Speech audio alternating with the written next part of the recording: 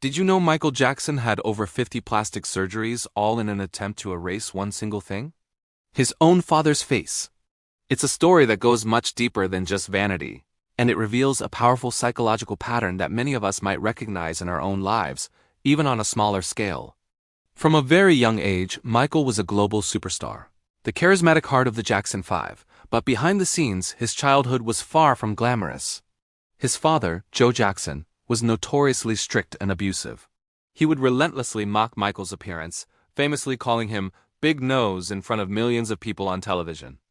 The physical and emotional beatings were constant. Joe told him he was ugly, embedding a deep-seated insecurity that would haunt him for the rest of his life. Michael Jackson went on to become the undisputed king of pop, the biggest and most influential entertainer on the planet. He had everything anyone could ever dream of: fame, fortune, and the adoration of billions. Yet, despite all the success, every single time he looked in the mirror, he didn't see the global icon.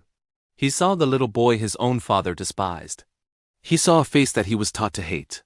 The late, great personal development teacher Bob Proctor offered a profound insight into this kind of trauma. He explained that when a parent, the very person who is supposed to love you unconditionally, rejects your physical appearance, your own face becomes the enemy.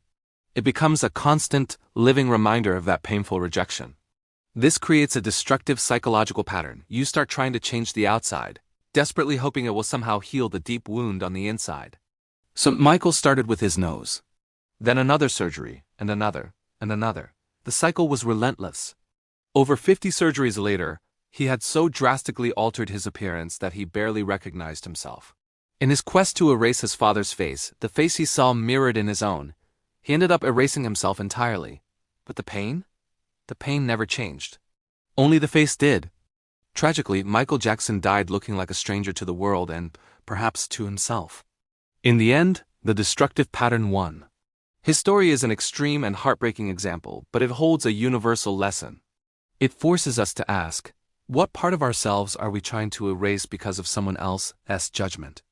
What old wounds are we trying to cover up with external changes instead of healing from within? True healing begins when we stop running from the person in the mirror and start facing the pain that was never our fault to begin with. Thanks for watching.